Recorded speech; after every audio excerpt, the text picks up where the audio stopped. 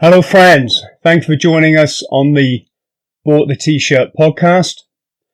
Today is certainly going to be a memorable day for me because when I came up with the idea for the podcast, I pictured two guests out of everybody on the planet that I would most want to speak to. And I'm fortunate that one of those guests is in the studio today. So can I welcome Lee Frank Spencer? Hello, mate. Oh, Chris. Cheers, mate.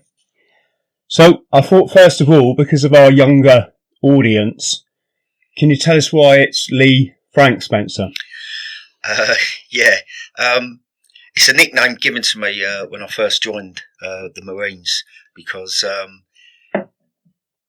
not at the time. I joined in 1992. Sometime before that, probably in the 1970s, there was a sitcom called Some Mothers Do Have 'Em, and Michael Crawford played the lead character, who was Frank Spencer, and he was a lovable buffoon. So he was a walking disaster, wasn't he? From what? So hopefully the nickname is because my second name is Spencer, and not because I'm a walking disaster as well. And I remember the famous thing is he did all his own stunts, didn't he? Yeah. He was an absolute maniac, and it was hilarious. YouTube, get yourselves on YouTube and have a look at Some Mothers Do Have 'Em. And there was a woodwork classes episode, and it kind of centered around him making a doll's house for his daughter, and it was so big they had to get it out of the window. And can you remember the one where it went down and he got caught up in a bit of rope and he ended up going up the side of the building, and then the bit of the doll's house fell off, which made that lighter, and he basically was going up and down probably about 50-60 foot on the side of a building on a bit of rope. And as you say, this was back in the 1970s with no safety ropes or anything, and he'd done all that himself. Amazing. I think our youngsters now would probably look at that and think it was CGI'd or something like that, or there'd be a net or something, but he did do everything himself. So for our friends watching today, I'm going to say Lee. I always call people by their first names. Even when I was in the Marines, I did that mostly. I don't know why. But Lee was not only a colour sergeant in the Royal Marines, served several tours of Afghanistan. But going back to the reason why I so much wanted Lee to come and chat to me is because he's done a massive amount for both mental and physical health. And the reason behind that is he's rowed across the Atlantic twice. But not only that, Lee has done it with one leg, having lost your leg in most accidents are tragic, right? But this was just a bizarre car accident, and I'm sure you're going to tell us more about it, Lee. Yeah. So you'd stopped on the side of the road. Oh, right. Sorry. No, it's okay. So going back to 2014, which was 5 years ago, a couple of days ago. Yeah, 5 years ago, a couple of days ago. 6 years ago, I can't count. Yeah, 6 years ago, I was travelling back to work after a Christmas leave, and I started the journey off in the evening about 7 o'clock, hoping to get back to where I was working. So going from the West Country up past London and up round towards Bedford. And I set off. It was a terrible, dark, stormy night. There was the remnants of a hurricane that had been battering the Americas that had come back across the Atlantic and turned into quite a severe storm. So it was a horrible night, horrible, wet, windy and rainy. I remember that. And I started my journey off, and about half an hour into the journey, so quite early on, I saw some rubble in the middle of the road, and I kind of drove over it, and I immediately knew that one of my tyres had been punctured and was going down. So I pulled over onto the side of the road near a place called Oakhampton in the West Country, and in this horrible wet weather, I'll just say for our listeners, that's where the Royal Marines begin their 30-miler from. Yeah. We've got a lot of people interested in joining the Marines. But yeah, sorry. Yeah, no. So I pulled over and changed the tyre on my van. And as I jacked it up, I took a picture of it, of the wheel jacked up, and put that on Facebook with the caption, "Could this journey get any worse?" Believe it or not. And then changed the tyre, carried on with the journey. And then later on that evening, around midnight, near London, where the M3 joins the M25, I came across a car that had crashed into the central reservation. And it obviously been, he'd hit the central reservation quite badly. It was crumpled up. The bumper was hanging off and was a good 100 metres behind the car. His hazard lights were going, and that alerted me straight away. So I pulled over onto the hard shoulder, got out my vehicle. I had at that point done 3 tours of Afghanistan and 1 tour of Iraq. And anyone who's been Afghanistan or Iraq in the last few years, you're given a real high level training in first aid, and I would have counted myself as a competent first aider. So I was first thinking about the people that were in the vehicle. Luckily they'd got out.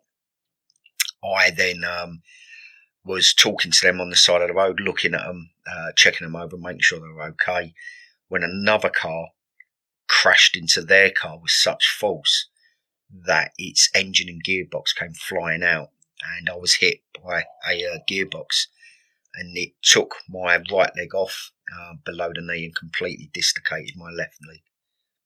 Bloody hell. It must have been going at some speed for the engine to fly out. Well, they couldn't do, I later found out they couldn't do speed analysis on that vehicle because it didn't brake. So he just drove straight into the car. And Lee, if I understand correctly, was your artery severed, or you were bleeding so badly? Well, my leg, it was hanging on, but it was I'd clearly lost lost the leg below the knee, and it was bleeding profusely. And when I saw it, my first reaction was obviously a profanity, and then straight afterwards, I knew I had to stop the bleed. Done 3 tours of Afghanistan at that point, so anyone who'd been out on the ground in Afghanistan, you kind of make peace with yourself that this might happen, put it in the back of your head and crack on. And I knew from experience, unfortunately, you could say, that I had between 7 and 12 minutes to stop the bleed before I went into deep shock and then death. I was conscious throughout, and then luckily a member of the public, a large Rastafarian gentleman called Frank, he helped me try and get a tourniquet on, first of all, using his belt. That didn't work, and his adult daughter Zanelli, I got her to stand on my femoral artery, which is right in your groin area, the main artery that supplies all the blood to your legs, called the femoral artery, and it goes quite close to the surface near the groin. You've actually got a pulse there. And I got Zanelli to stand on my groin with all her weight. And that stopped the bleeding. And we waited probably about 15, 20 minutes. Frank always says it's about half hour. It was longer for the ambulance to turn up. Do you think, because I've been in situations, particularly first aid wise, where I don't think our civilian counterparts really have a clue. Do you think that's your Marines obviously knowing how to stop the blood, but having the foresight when you're that injured and that you've just suffered a massive amount of trauma to go, right, I need you to do this? Is that a Marines thing, do you think? Or I don't know so much if that's a Marines thing. The training behind it is a Marines thing. The mindset. So that's the difference. I spoke to, I'm friends with there was a copper turned up, attended the scene, and me and my wife are friends with him and his partner, and we see him often. And he says that he's been not a motorway policeman, but he's local constabulary, but been vehicle based for tens of years. And he said he's attended hundreds of similar accidents where people die and they later find out that they had the medical training to save their own lives. I think it's probably a Marines thing to have the mindset to apply that medical training. So two very different things. And that might seem like a real simple or ridiculous thing to say, because if you understand and know that this would save your life, why wouldn't you apply it? It's almost like you're giving up and accepting death. It isn't like that, because before Frank, the Rastafarian, turned up, there was a guy who was next to me. I was trying desperately to get him to help me get a tourniquet on. And he kept looking at me leg and going, no, I can't go down there. I'll be sick. And I was trying to explain to him the difference between him being sick and me dying. I've been in that. But he couldn't do that. That was something he just couldn't do. And he didn't wake up this morning and thought, oh, I hope I get to see someone bleed to death on the side of the road. Of course he didn't. No one does. And had I have died, then he may well have lived with that guilt. And it might have actually affected him, probably. So he wasn't a bad person. He just could not do that. Can I just say, it's interesting to say, because when we were kids, my mate fell off a cliff. And it was a 40-foot freaking high, Lee, you know, and I was the only one that saw him. He went, flew through the trees, bang, and I could hear his head crack on the rocks in the river. So I shouted to everyone. There was about 5, 6 of us there. Come on, guys, we've got to get down to the river. Richard's fallen. And they're like, fuck off, Chris. I'm like, I'm serious. Come on. We got down there and he looked dead.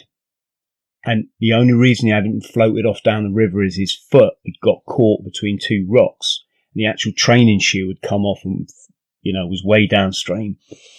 And I heard him groan. This is horrible when you hear someone in that state. It's like a gurgle, you know. So I turned to the guy, the mate nearest me, and I said, come on, let's get him out. And I'm charging in the river, and he's like, oh, fuck that, Chris. I ain't touching him. You know, it's just weird, isn't it? The way to... It weren't quite like that. The guy who was next to me, he kept saying, oh, don't worry. The ambulance will be here in a minute. The ambulance will be here in a minute.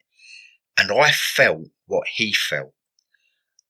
I felt like almost like this soft duvet wrapping around me, and how easy it would have been to go, do you know what? And just lay back and go, the ambulance will be here in a minute. It'll all be fine. It'll be fine. The ambulance will be here in a minute. And it would have been so easy to have allowed that thought process to kind of take over the situation. And that's what I mean by the difference between having the knowledge to save your own life and having the... Like the will, is that? I don't know if that's the same thing. I don't know what it is. That I don't know. It was kind of dragging myself out of that situation, that mindset, going, no, I know I'm going to die. I think if I hadn't have done the Afghans, and that being part of your daily life, I may not. It's hard to say because you never know. But I may not have had that mindset of just knowing, right, no, I've got to stop that bleed. That's the bottom line. I hope I would have had it. And I think that's not, I don't know if that's a training thing for being a bootneck or an experience thing from being in Afghan, where it was an almost, unfortunately, daily occurrence. Yeah. Gonna say, you know, I used to watch a lot of these shark attack videos where the victim, their femoral arteries leak it, and, you know, literally, and so much blood comes out so quickly, right? And it's just those crucial moments, isn't it? Knowing, right, got to get a tourniquet on this, and it appears, I don't know if it's a surfing community, but they seem to know to get a surfboard leash wrapped around it ASAP. Or this guy, is Yeah, that would be born out from experience, and they would have heard of, or there would have been an example of that happening. So yeah. So let's go back to Afghanistan then, because I think it's probably, a lot of what you've experienced, Lee, would go over most of our heads. I mean, I had a little, I had a taste of combat in Northern Ireland, and it was, the guy behind me got shot 3 times, which is close enough. Was that L Company in Belfast? Yeah, that's right. Yeah, the sniper. I know of guys that were there. Yeah. Tony Phillimore, Scotty Mills, and I tried it. I've been. I don't go too deeply into it because I do know a lot of the lads are still suffering. Which is, I mean, PTSD. That's just another whole thing. Maybe we'll discuss that another day. But yeah, I remember that day. I remember watching the ground flick up around me, and our Brit commander screaming, "Take cover, take fucking cover." And literally simultaneously, we all cocked our SA-80 and you could hear the firing mechanism reverberating off the walls. It was this little park. And it turned out the sniper had fired from the back of the Ardoin because Jock, as I call him in my literature, was tail end Charlie. He was facing backwards. And the first round took off the antenna off his electrical equipment. The second round went through his sling. The third hit him in the chest, but above the fiberglass plate that we wear. So it actually hit him in the vest. But being a short round, as they're referred to, it didn't carry the impact to go through the vest. And so he'd obviously, Jock then spun around. It was like being hit with a sledgehammer. All his equipment flew off him. He spun around with that much force. And then, of course, I was the next guy in the patrol, which is why I'm looking at the grass, just seeing it flick up. And it all happens so quickly. But, so as I say, had a bit of experience of it, and things went bang quite a lot when we were over there. Our very first patrol from L Company's barracks, as we ran out the front gate, they bombed the Sanger on the back gate, or on the New Lodge Road, I think it was, right? But again, compared to what you must have experienced, but it doesn't work that way, does it? Really? It was bits of it were intense. It was more a case of, I think that, we was losing blokes on a weekly basis, and it being around you all the time.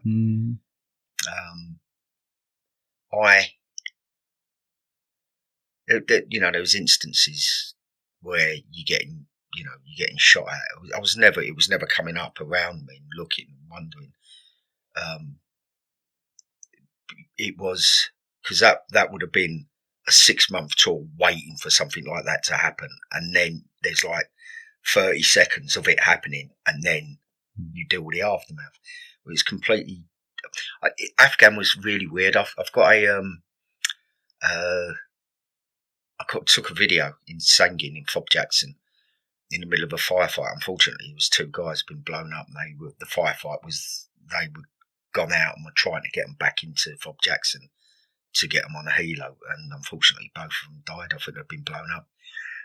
And there's like, it's a massive firefight with .5s, all kinds of ammunition, and shorts coming this way, and you get that familiar clap, that everybody knows. And I didn't video that. I videoed the queue for the galley. It was just people just walked up, washed their hands, and just went in and got something to eat, because it was a daily occurrence. That happened daily. My first day in Sangin, a Pedro call sign, the helicopters, American Medivac helicopter, Black Hawk, got hit above my head with a RPG, and sort of flew, kind of span north in a north easterly direction, and outside of Fob Jackson there was kind of like a big open area. There was a road leading up to it, and on the outside of that there was a big open area, and it crashed in there. Unfortunately, I think most of the people on there have died. The lads got in there and dragged a couple of mega brave, like just ran into a burning helicopter, dragging people out, tried to get as many out as they could. And on my last day in Sangin, there was in the morning, just going down to get a shower, and there was a helicopter landing over to me. It was a CH-53 Sea Stallion, just over to me left by the helipad, probably about 200 metres away, and you don't take any notice of it because it was a common occurrence, like probably about 5, 6, maybe 7, maybe more helicopters per day coming in and out. And I just heard going over my head, looked up, there's an RPG just going straight over my head, and then the CH-53, you could hear it as it had been coming into land. They launched a RPG, and it kind of turned, and you hear the engines go full on as it's trying to get out of there as quickly as it can, and then the world opens up. And that was every day. That was a daily occurrence thing in Sangin. Did you shoot many rounds on your 3 tours? Or? Yeah, quite a lot. Never once at a definite figure 11. Well, it's that's like,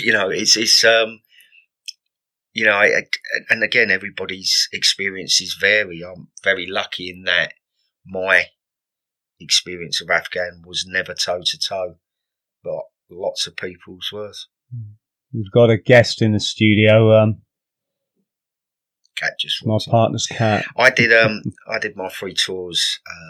I volunteered for special duties in 2007, and I done my 3 tours of Afghan with under the guise of special duties.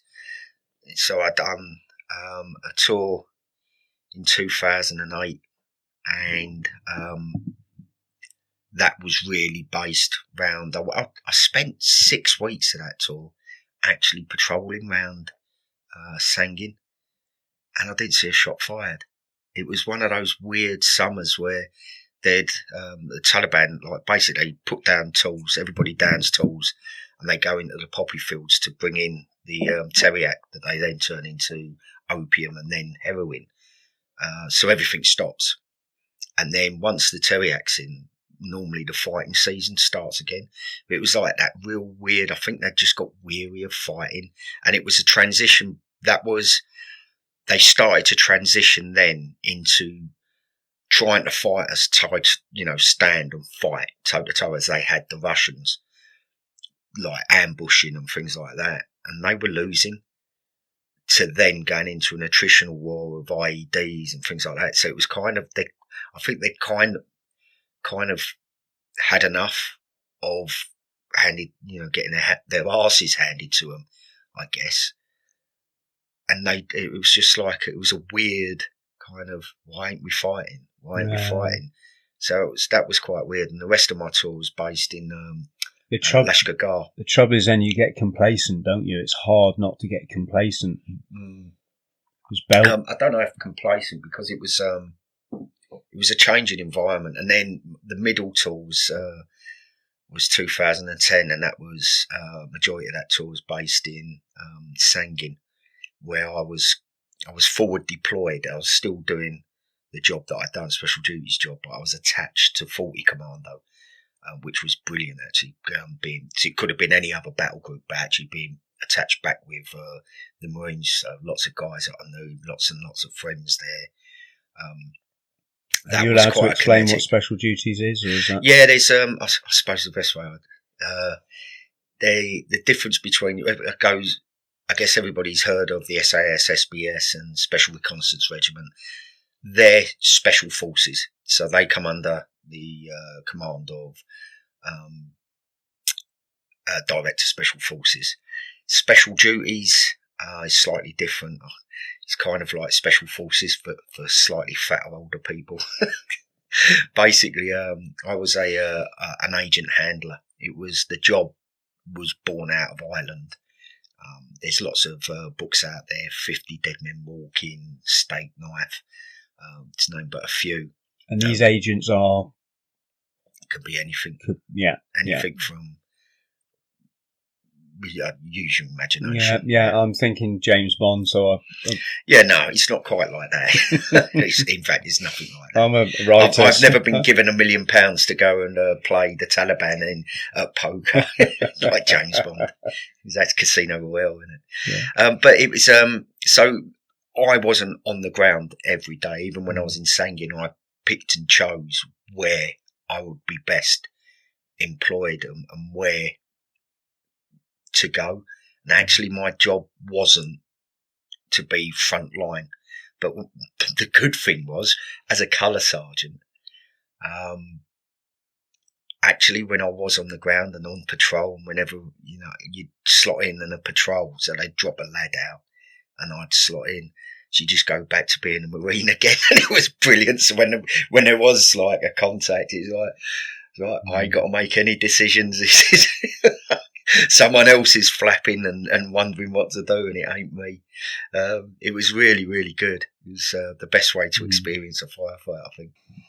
Yeah. So to recap, like my 3 tours of Afghanistan were not as kinetic as others, but again, there was a they called memes. I never know what these things are. A picture that goes viral. Like a meme, yeah. And it was 2 pictures that have been put together, and it says Afghanistan experiences may vary. One of them was like a couple of RAF lads laughing and joking with donuts in. They had a Timmy Hortons in and a pizza place in Kandahar had one, and also Bastion. And then there was the next photo of 2 guys that are clearly hanging out on the ground, in the green zone, just been, and that's really it. And it's, it is what it is. It would have been any war at any point. There's people who have been at the front line and probably had a rough time of it, and there's other people at the back. It was a bit like in Northern Ireland, where we were stationed, you wouldn't dare go out that main gate without a weapon, right? You just wouldn't even consider it. And yet there were barracks where the people would go out to... I'd done a tour. I'd done 4-2 Commandos South Armagh tour in 94, 95. And I'd done the snipers course the summer before. Failed the snipers course, but there was 2 people. You remember when the snipers course was like, only like 1 or 2 people would pass each one. But even just attending the sniper course, you got the sniper number 2 qualification if you was like a good egg. But just it all went on the badge test, so you could have been passing everything the whole way through the course. But if you didn't pass the sniper badge test at the end, that's it. You didn't get it. And to be fair, I wasn't passing everything all the way through anyway. But I digress.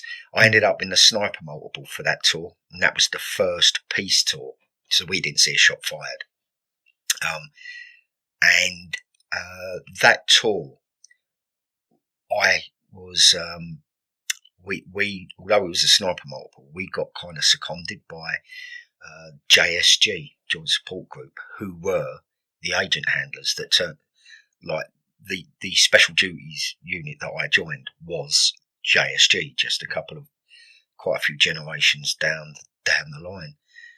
And that firstly gave me the insight that world existed, because you don't hear about it in the normal course of your duties. Can you explain a bit more what the world is for people that... the special duties world. Back then there was What's JSG stand for then? Joint Support Group. It's just a name. Basically they were, as I said, the unit's official name now is the Defence Human Unit. It's out there. It's on YouTube, on the internet, and there's quite a few books. As I said, there's 50 Dead Men Walking. They're all based around Ireland. and Steak Knife are two books that are about the unit or the job that I had done. Okay. But one of the benefits of being there multiple was that I didn't see a sanger the whole 6 months. Now the thing is, we went. I remember one weekend we went to, is it Ballackinna? It's like a barracks, and you could go out, just put civvies on and go downtown and get an haircut. It was like bizarre because you'd just been wearing uniform constantly for 6 months, and just to put civilians on felt really weird. And so lots of people were different. Again, I don't know if it's my naivety or what, but we went out, and I do remember smoking one cigarette. It was by the zoo in Belfast. It's really funny in Belfast. You're patrolling along. You've got your, back then we had SA-80s, and suddenly you see a bear. And you're like, what the? Clive, there's a bear in front of me. And that's it. You just see a bear. And as you get closer, you realise it's a compound on the edge of the zoo, and the bear's standing on his tree stump or something, right? But I remember we were doing a vehicle patrol, and we'd stopped, and I had a cigarette outside the vehicle. But it wasn't until I saw photos years later of the other teams that they were stopping in alleyways, and helmets off, rifles down, having a smoke break. There were teams going in the pubs, in the Protestant areas, getting bought pints, obviously. And there were a few other things going on while I was there that I won't go into, but opened my eyes up. What's the sniper rifle now? Was it the L42? It used to be. L96 when I've done the sniper's course. I don't know what it is now. Yeah, is that the one? Was when we were in training, one of the kind of more evil tricks the training team played. So when you got to fire the sniper rifle, and we fired it not far from where we are now, actually over in Cornwall. We all laid out on the cliff top, or took it turns to get down in the position. We fired into the sea. And we had one lad who was a back trooper, so he came to us injured from another troop. And you know how you just get some people that you kind of think, how did you get here? You know, we're all a bit different, of course, but you're just like, how did you get this far? And this guy, he was this little short chap, and he was just a bit away with the fairies, you know. It's like he didn't take, it's like he'd never have the ability to take things as serious as they probably can get in the military, right? Anyway, I'm waffling on. He got down to take his shot, and I saw the training team look at each other, and they smirked. And what it was is they realised he had his eye too close to the scope. And of course, the kickback off that, was it the L42 before the L96? Or am I? It was like a Second World War. It wasn't. I don't know when the L96 came in. Yeah. I done my sniper's course in 93. So when was you in training? Oh, this was back in 88. Well, I think the L96 was probably in service then, you know. Maybe I've got my numbers mixed up. Well, perhaps they just got a... But this poor lad, Lee, took the shot, and of course the recoil went like that, and the metal ring of the scope just gave him a black eye. It left a semicircle of blood. It'd gone in about a quarter of an inch. We digress. So I have been absolutely dying to speak to you about your cross-Atlantic rowing. I mean, to do it as part of a team, the whole disability thing's funny for me because I've kind of had a disability all my life, which is addiction. And I'm a bit like you. I just crack on and I want to live my life. Do you know what I mean? I've done lots of things while I've been, addicted to. I mean, I've kind of sorted myself out in recent years, but became a pilot suffering addiction. I became a skydiver suffering addiction. I've travelled. People get sick of hearing it, but the whole world with a mental health condition. So when I see you rowing the Atlantic, I'm thinking, oh, there's Lee rowing the Atlantic. It's hard for my brain to compute that, no, you guys did it the first time and you did it solo the second time. But were you all amputees in that? Yeah, the first row, there was 4 of us, and we had 3 legs between us. And actually, although you sat down, so we didn't actually walk across, but 70% of the power from rowing comes from your legs, of course, typically, and we only had 3 legs between the 4 of us. Was that the butt of a joke? Because I'm smiling here because I've seen that said as a joke. No, one of your was it not one of your speeches? You said we had, yeah. But the other thing is, that wasn't the hardest thing about it. It was actually just moving around the boat with one leg, and one of the guys, Cal, who skippered us across, had 2 legs. It was a double amp, so he had no legs. It's actually quite difficult, makes things awkward, getting in and out of the cabin, which you've got to do on changeovers. Was it a lot of, can you pass me my leg, or can you pass Yeah, well, no, you can't. It's when you're getting in and out of the cabin, that door goes open, you're out, closed. Otherwise a wave comes in, and then your only dry-ish sanctuary is soaking wet, and then there's nowhere to get dry. So it's quite difficult. It was all quite difficult. Did you get capsized at all? No, we didn't. No, we came close once. So you crossed it as a team. I mean, that is frightening enough, right? I mean, you got to have a healthy amount of fear is not the right word, but I mean, it's a big thing you're going to do, isn't it? You know, I suppose my nautical experience before the row was probably the Tor Point ferry, drunk, and then all of a sudden I'm in a tiny rowing boat in the middle of the Atlantic. I found the first 48 hours really, really difficult. Really difficult. There was a moment where I thought I wasn't going to be able to do it, and I suppose you would describe it almost as a panic attack. You know, I was going to be the weak link. I was going to be the one who failed. Was this before you'd set sail, or no? This is like the first 48 hours. Ah, okay. We didn't set sail either. We rowed. I'm trying to be nautical. Yeah, and you get disqualified for sailing. Wow, it must be tempting to shove a jacket up or something, isn't it? People must have done it, is what I'm trying to say. Well, we didn't. So you get disqualified. Of course. But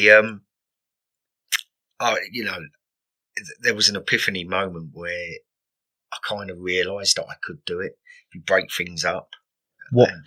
What instigated the epiphany? Because I've got such a similar a kind of panic attack on a changeover. And was it something someone said though that made you go, no, oh yeah, I can do this? Or... No, it was just getting out, overcoming that fear, overcoming that panic, and actually getting down and start rowing, and then you kind of go, well, actually, I can do this. I've just got to do that. Just get out, sit here, and do this. Doing a rowing motion for every 4 hours. I can do that. Yeah. It's not that difficult, really. If you break things, so I was looking at the whole ocean. I'm thinking, how am I? And actually, I thought I was looking at myself and thinking, the arrogance of thinking you can do this is ridiculous. What are you thinking? How are you gonna?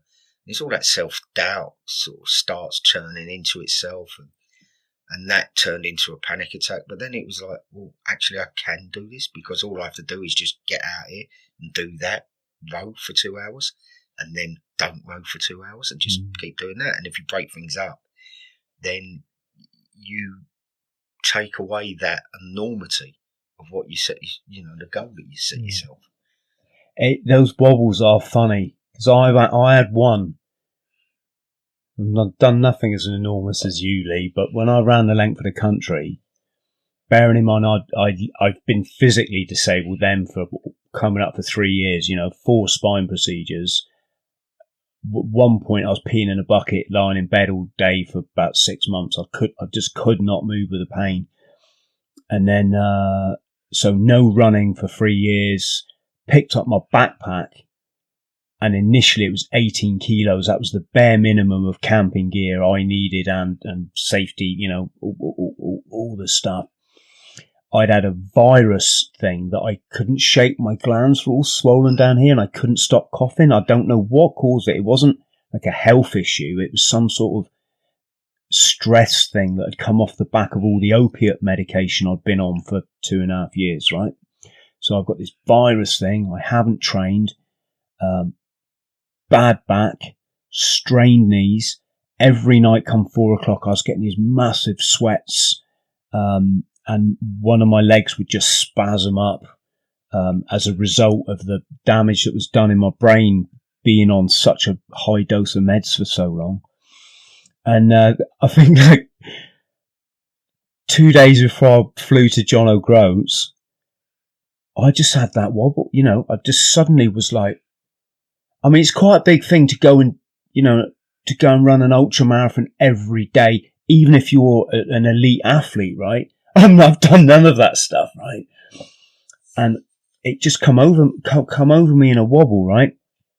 And I looked at my Jenny, and said, Jen, what am I doing? What am I doing? She just went, Chris, you'll do it. You always do. And I was like, oh yeah, fuck, I will, won't I? Yeah, what was I thinking? And that was it. And then I never thought of it again, In fact, the greatest thing was actually getting on the road. Because I was free then, none of the worry, none of the planning, none of the what's on my MP3, it was just running through, entering the Scottish Highlands, music on, living my dream, and I'm going to smash this, and you watch and see if I don't, and it was just such a nice feeling. But I want to come back maybe. So what was it like your first row when you sighted land? Oh, it was amazing. Was it all? No, it wasn't actually. It was tainted by the fact that these storms just came off. So we went from La Gomera in the Canaries to my brain just went blank. Antigua. Okay. And as we sort of started to see land, these storms just came out. And I rode 8 hours and 40 minutes solid through the night because we were getting blown sideways right past Antigua. And the nature of the currents in the Caribbean, that point there, if you go past Antigua, you're going to Mexico, there's nothing you can do about it. Of course. So it was quite important for us to get in. And we were getting battered, and it seemed that just as we came right in the shadow of the island, we got that little bit of shelter and we was able to turn the boat in. So it was a massive relief when we realised, yeah, we're going to make this. And the last 4 miles or so it was just unreal. You go from just seeing... Were you elated? It went beyond that. You go from a point of real sensory deprivation, you just see the sky and the sea, and there's nothing else around, to all of a sudden seeing colours. And then from about 2 miles out, a load of boats, like a flotilla of boats, came out and were honking their horns and going round us, people cheering. And as we rode in to English Harbour in Antigua and crossed the finish line, it seemed like there was a couple of thousand people on the quay, and everybody come down. The Barbados Defence Force gave us a guard of honour. It was just... It's like a Hollywood film, right? It was sensory overload. From going from sensory deprivation, it was sensory overload. And, you went through every single emotion. It was completely and utterly amazing. Did you go as a team? When I went to uni and I studied youth work, right? They teach you this thing about when groups form, and they say forming, as in you get together, storming, as in like you start falling out, and you know, mate, he wants to do this, you want to do that, this guy's being a twat. Norming, you start to get to know one of each other, and you start to make allowances and appreciate that you're part of a team, and then performing, and then later they say reforming. I don't know, that's some sort of like reunion thing, right? Did you find it like that? Was No, it's completely. It's such an unbelievably tense, strange situation to be in. Kind of norms don't apply. I will say, I rode 2 hours on, 2 hours off, 24 hours a day for 46 days with Cal Royce, who skippered us across. And I was told before to take loads of headphones because they get destroyed, and take loads and loads of audio books. I didn't once put headphones in. We laughed and joked the whole way across, and we never had one crossword. And you were all military guys, right? Yeah. Yeah. So Cal, I know Cal, very, very nice man. It'd be great to get him on the. He's got big plans to sail to row the Pacific, hasn't he? Or, yeah. Yeah. Anyway, so the four of you in the boat, was it right? And do you think because of your military background, you gelled immediately? You just no,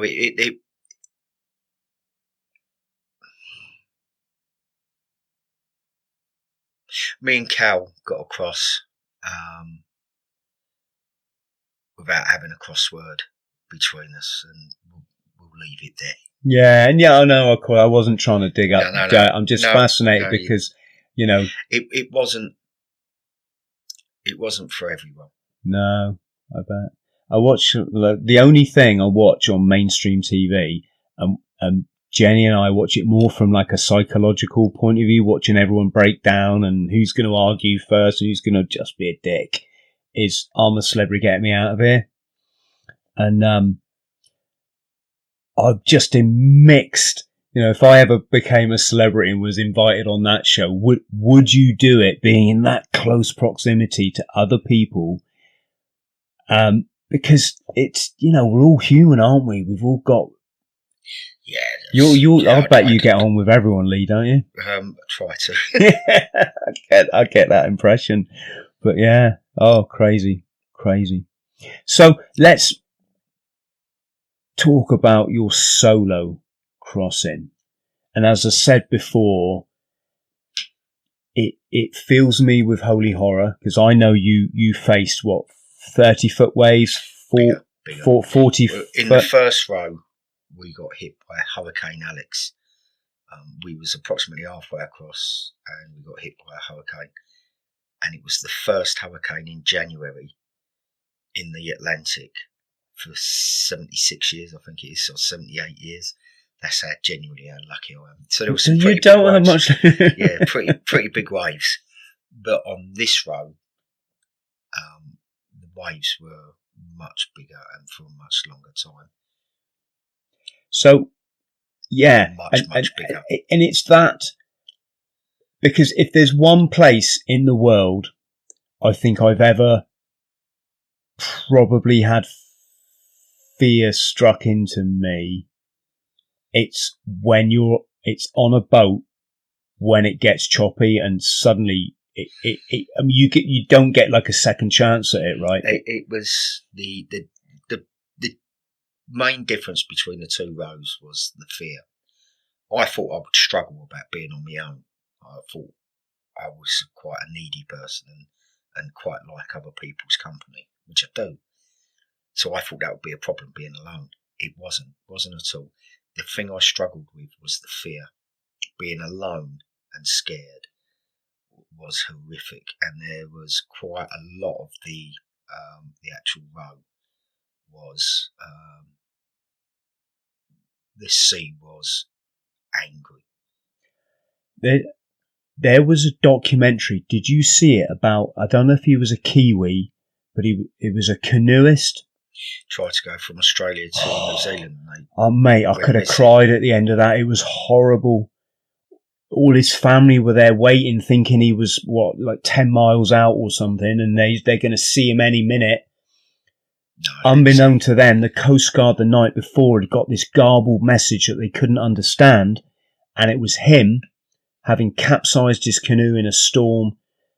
God knows how many times he'd been thrown in the water and eventually just lacked the strength to get back in the canoe. And the canoe, he had this weird hood arrangement, this perspex bubble, so he could get some kip and all this sort of stuff. And the crazy thing was, when he set forth, he was crying with fear. He said, I don't know what I'm doing. I don't know why I'm doing this. I don't know why I'm doing this. And immediately then you thought, bloody hell, this ain't right, And then, of course, his family are there waiting for him to come, and he never arrived, right? You've got to understand the fear and you try and mitigate against it. But I've done 3 tours of Afghanistan, 2 of Iraq. I was in the initial invasion of Iraq. But I lost my leg on the side of the road. You don't know. If you understand risk and mitigate against it, it's the best you can do. But you can't live your life not putting yourself out of your comfort zone. Yeah. Agreed. Wrapping yourself up in a cotton wool ball, because that's not living. No, of course not. What's it? Can you describe that fear? I'm picturing a situation. It was so bad. It was eating into. It weren't the case of something happening that was scary. It was a situation that lasted. I remember being petrified for 3 days. And it was debilitating. It was impeding my ability to function. It ate into every fibre of your being. I had to come up with a coping mechanism to deal with it because the row wasn't happening. I was still out rowing, but it wasn't sustainable. And the coping mechanism I came up with was distraction. So anything that was good. So if I got to a particular point, a page turner in an audio book where you can't wait to hear what's next, I would stop it. All of my favourite tunes, I left, wouldn't listen to them. If I came across a particularly nice meal or something really nice in one of my snack packs, I would save it. And I would save them for those moments when the fear was gripping me and I couldn't stand it anymore. And I would listen to that audio book and try and distract myself away from what was happening. And it worked. It worked enough to take the edge off to make the fear manageable.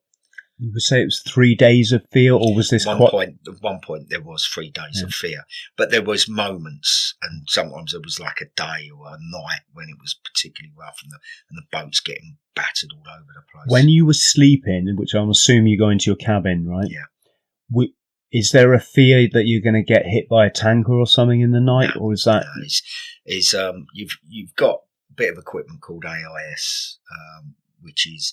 It talks to other boats and ships across quite a few shipping lanes. It's not really a big deal. Okay. I know there's people out there who kind of made a big deal about, crossing shipping lanes, but you just get on the radio. And even on times when that AIS system that completely broke down. Between 5 days into the row, and I had to come into the Canaries. Yeah, I had to navigate down to the Canaries with a compass, handheld GPS, and a chart, and which was quite challenging. But also with no AIS system, and I crossed I skirted quite a major shipping lane that goes between Fuerteventura and Gran Canaria, and it weren't a big deal. You can see the ships out there, and they're actually quite some distance away, aren't they? Most of the time, you just get on the radio, and even when you're going across a shipping lane, you try to go at right angles. When you can't avoid him, you just go at right angles, and then you just get on, and you see the ships come in, or if you hear them, or you just get on the radio and say, "Hi, this is me. I'm a rowing boat with limited manoeuvrability. Can you box round me?" And they always say, "Yep, not a problem. We can see you," or "We've got you now on radar. Yeah, we'll avoid."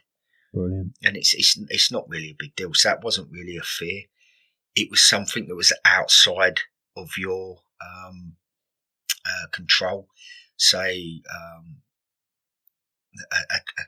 there's a lot of containers that have been washed off, that are just floating out there. That was a big fear, where the boat would just hit one of them in the middle of the night, and then that's what my first fiction novel, The Drift, is. That's the scenario, because there's thousands of containers submerged out there, aren't there? They're just like they're just on the surface of the water, so you can't see them. You only notice them when you hit them, or there's a lot of sadly, one of the differences between the two rows was the amount of plastic and rubbish that I saw. Was something wrapping round your rudder, and then your rudder getting snapped off, and then you're steerless, and then once you can't,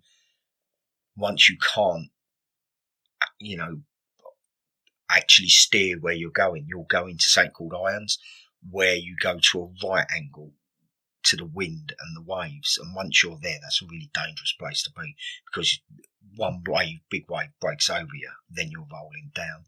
And then it's the thing about the boat, they don't sink. There's that many airtight compartments in them. They might become unusable. That might be the end of the boat. Do they always right themselves if they roll? They should do. Yeah. But you don't want to ever test that. I was once on a wave hit. I was in the cabin.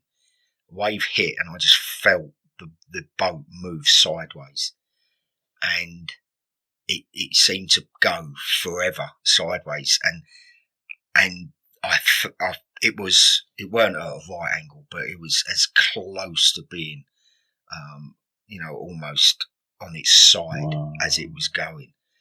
And like you got your oars out, and as it's gone over, you can feel yourself moving, and you can imagine the oar getting stuck and kind of like being like a pivot point to flip the boat over.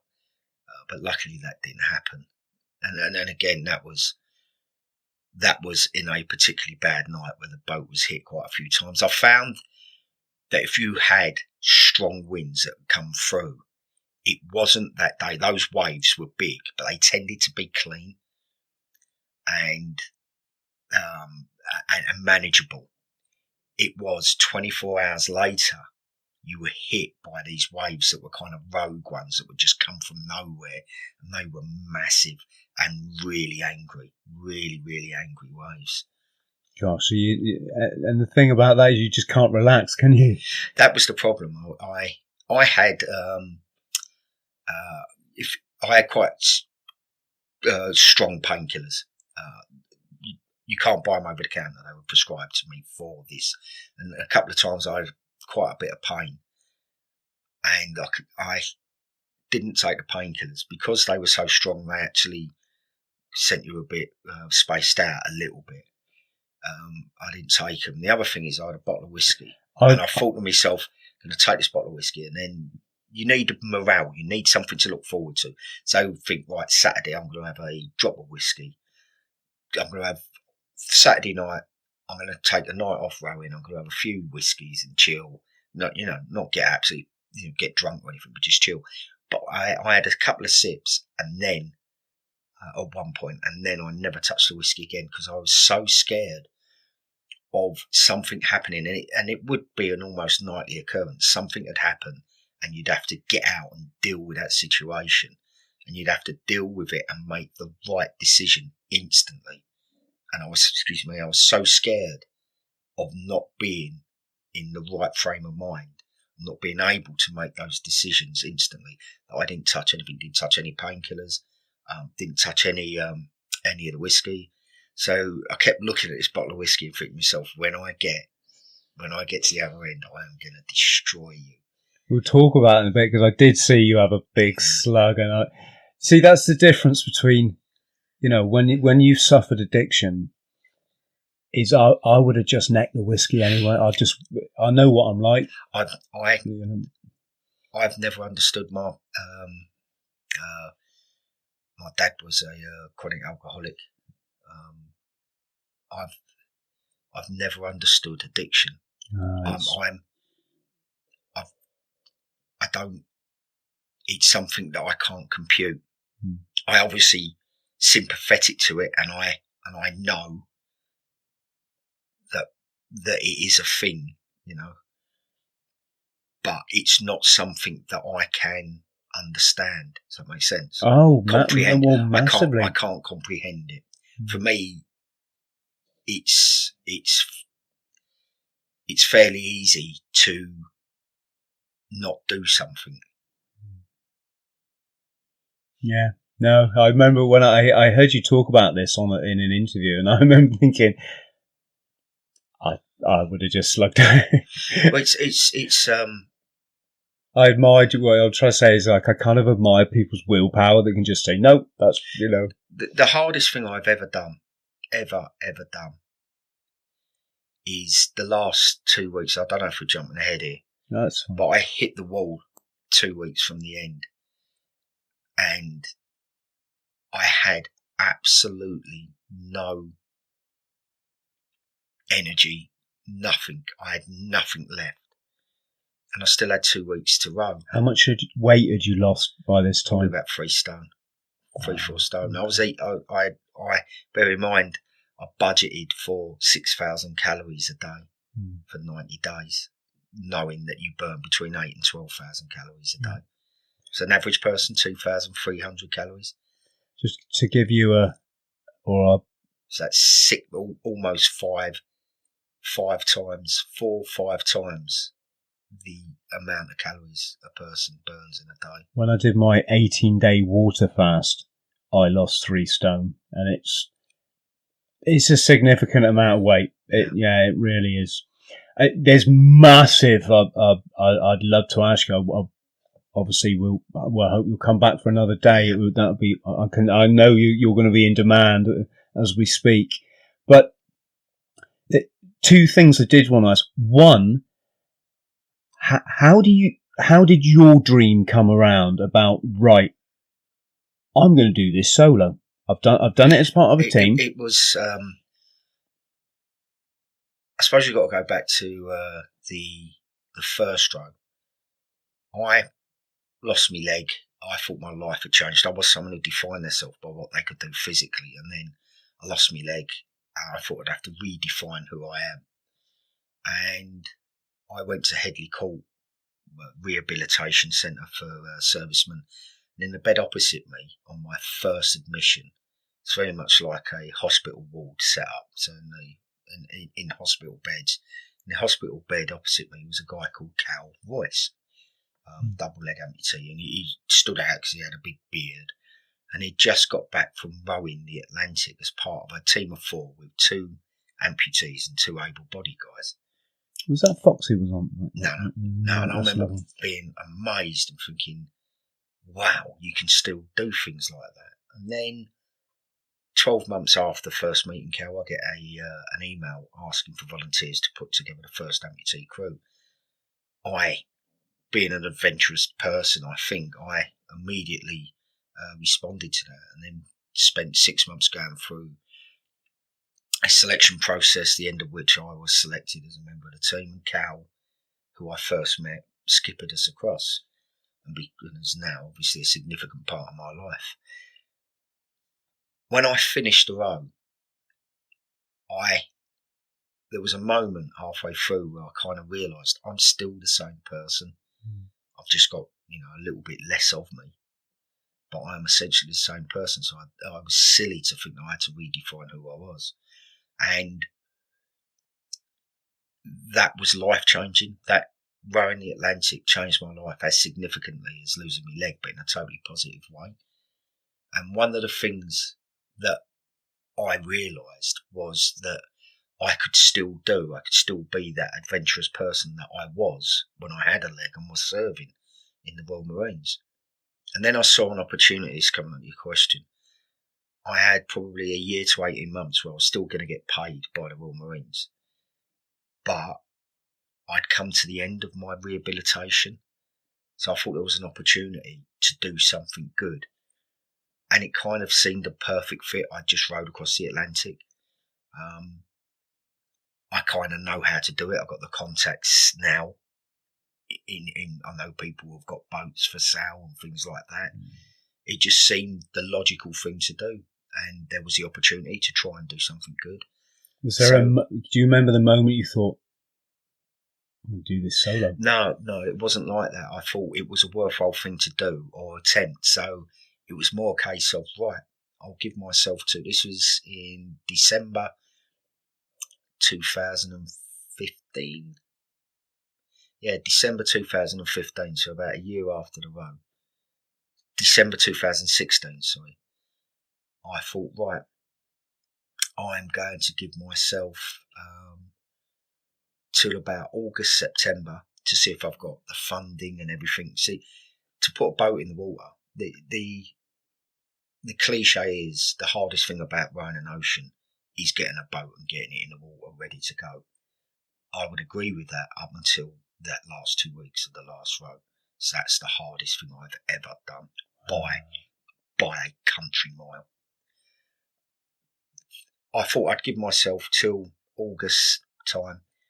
And if I had no sponsorship, if I'd got nowhere and getting the money together, because it's I eventually raised, I suppose, close to 160, 170,000 pounds. That's incredible. In a lot of stuff I got for free, and a lot of that was hard cash and sponsorship. How was it then? Because hard work. I mean, even back, I've read a lot about the sort of Shackleton expeditions, Scott, and these kind of things. Even back in those days, it was really hard to raise money for these expeditions, right? It is. And it's all about connections, isn't it, really? How well connected you are. And I wasn't that well connected, so it was just a lot of hard work. I was working 15, 16, 17-hour days, 7 days a week for the last couple of months leading up to the row. So it weren't a case of, right, I'm going to do this. It was more a case of, I've got an opportunity here. It's a worthwhile thing to try. Let's try and see if we can do it. And actually I did. I got a boat quite early on.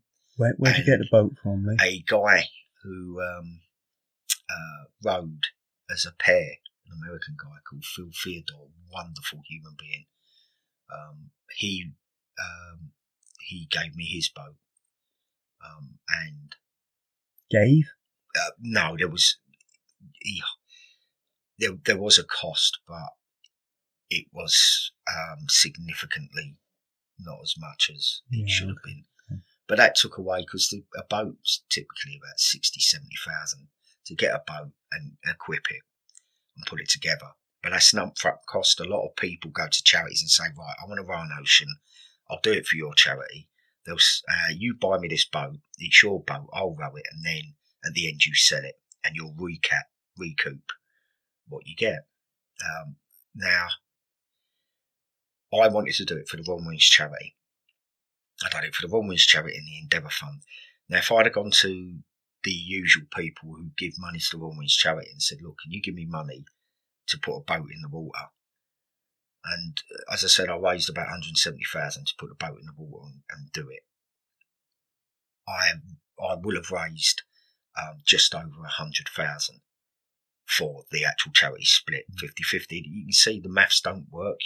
It costs more to do than you're actually going to raise.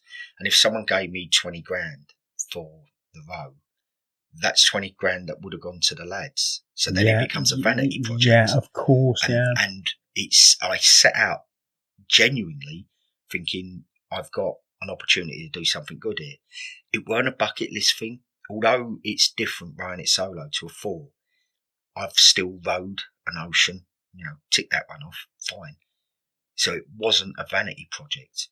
So I set out to get sponsorship outside of the usual people who donate to the Royal Marines, and that's what I did.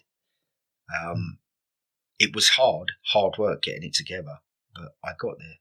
And then I was ready to go in January the 18th, 2018, and unfortunately, 3 days before I was due to go, and the weather was looking okay, it was looking like I'd get away, my mum died, so I had to postpone the road for a year, obviously. And eventually I went back out in December 2018. Couldn't get a weather window, sat and looked out, and then went back out again in January last year, 19. Back out to Gibraltar, that is my starting point. Yeah. As I said, the first road went from island to island, so the Canaries to Antigua. This one, I wanted to go from mainland Europe to mainland South America, because the whole thing for me was about beating the able-bodied record. The able-bodied record from mainland Europe to mainland South America. Don't let me forget to highlight that, because that's incredible. It was 96 days set by a guy called Steinhoff from Norway in 2002. 96 days, 12 hours and 45 minutes. I thought I could beat that road. That was the thrust behind the whole 96 thing. days. Yeah, it was. Yeah. If I could beat an able-bodied record in something that's physically demanding as ocean rowing, then that would set a massive positive statement that no one should be defined by disability, and that was the driving force behind the road. I eventually got away from not from Gibraltar. I got a message. I went back out to Gibraltar in January, straight after New Year last year, and I got a message from my weather router, and he says, "Look, I can see nothing coming up that allow you to go through the Straits of Gibraltar and out. As however, if you can get to Portugal tomorrow, there's a perfect weather window." So we put the boat in the water, said the symbolic goodbye to Gibraltar, because there'd been so much support there the whole time that I was there, and raised a lot of money there. I rode round the corner into La Linea in Spain, literally round the corner, about 400 or 500 metres. Pulled the boat out of the water in Spain, drove to Portugal, put the boat back in the water. How do you transport the boat? Was it on a trailer? Yeah. Put the boat back in the water, and then the next day, on the 9th of January 2019, I set off from Portugal.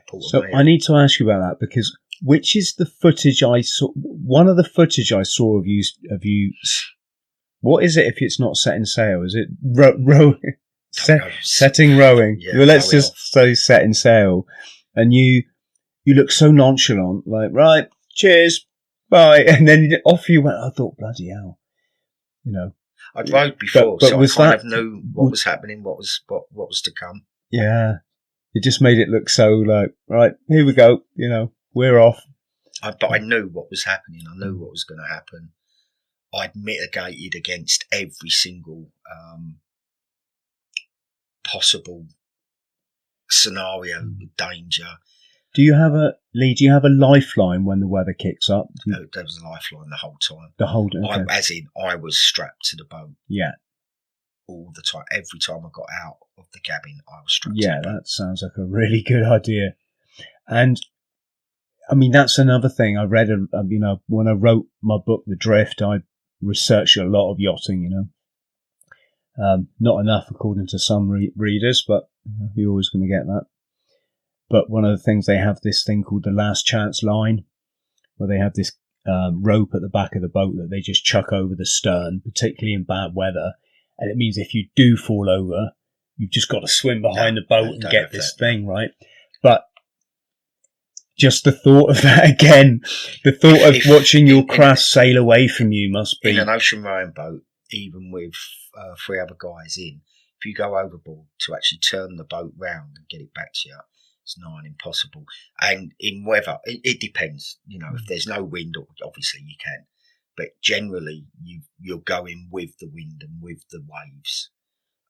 Well, not generally, you are. You can't row against that. So if the wind turns and is going the opposite direction, you put out a thing called a power anchor, and this big parachute hooks you in the sea, and it stops you getting blown back as quickly, because you cannot row against the wind. Yeah. Or you can go slightly oblique to it, but you're really limited in your manoeuvrability, really. And one of the things as well is because you're so low down in your boat, you can't see anyone. So imagine it's just me and you go overboard and the boat's doing 2-3 knots. Within 30 seconds, you're one side of the wave and I'm the other. Yeah.